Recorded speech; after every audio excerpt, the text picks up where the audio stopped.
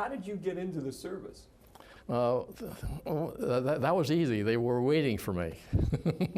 Back then, in 1943, I would say when you were in a senior in high school, generally you are like 18 years old. Now, if we did nothing at the end of, I would say once we graduated, we would be automatically, almost automatically, notified, and drafted, into service.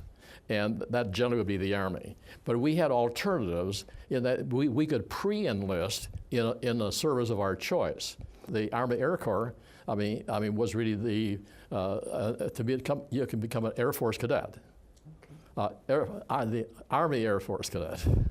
Yeah, and that's what I chose. And then, so as soon as I graduated, they already, since I pre-enlisted, become and accepted by the cadet program. I got my orders almost immediately, and before the end of the month, I was in.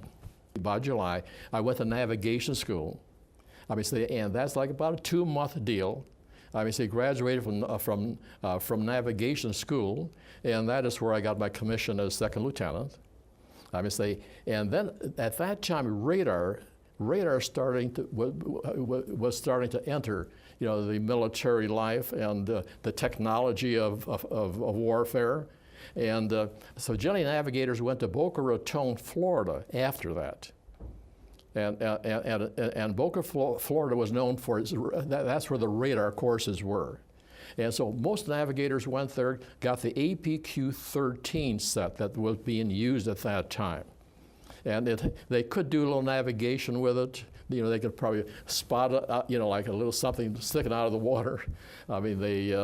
They're able maybe to do some they could use that in navigation. But they generally still had a navigator. On those.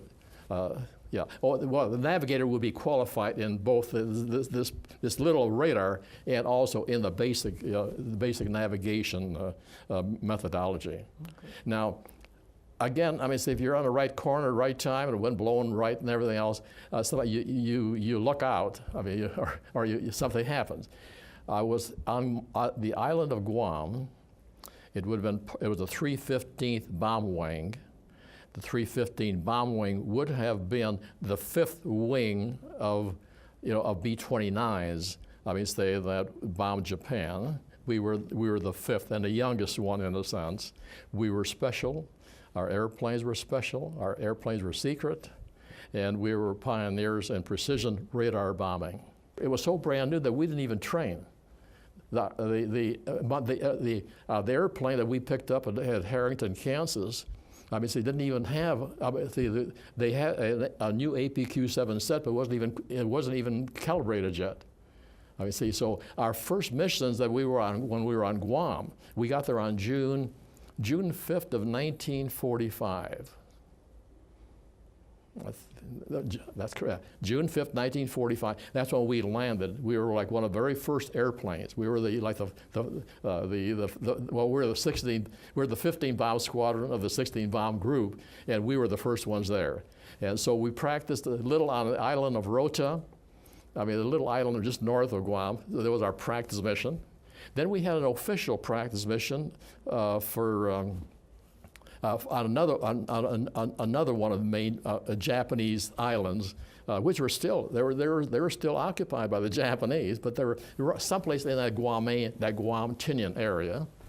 And then on June the 24th, 1945, we had our first mission over Japan.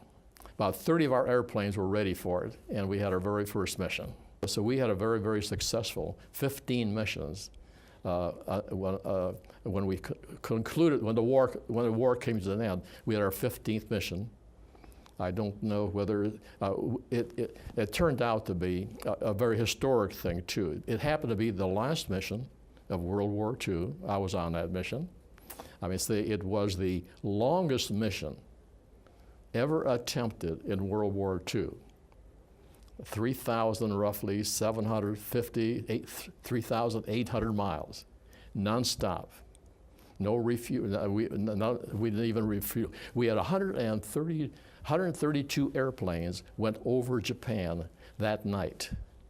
It probably would have been like from 1 o'clock in the morning to, I'll let you in on a secret, the last bombs of World War II, were bombed, fell at 3:39 in the morning.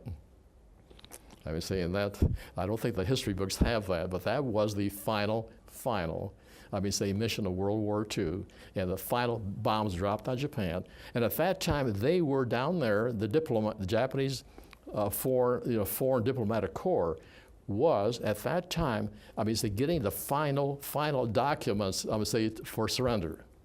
At that time.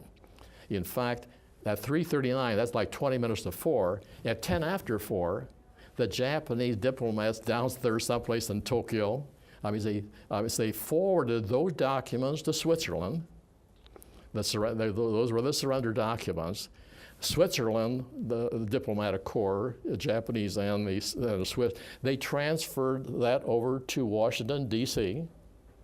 And then Washington, D.C. then, announced at about 7, Japanese, probably U.S. time, like 6:30 in the evening, 7:30 in the evening, Truman got on and announced the end of the war. Now here we're coming back from our last mission. We were over Iwo Jima. So we traveled 800 miles to Iwo Jima from Japan.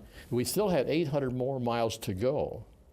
4 more hours before our war was over, but Truman got on a Saipan radio and announced that the war is over. And what day was this? That would have been the morning of August the 15th, 1945. Okay. That's the surrender day. Okay. And so this was after the atomic bomb, obviously. Yeah. The atomic bombs were dropped on. The first one was August the 6th.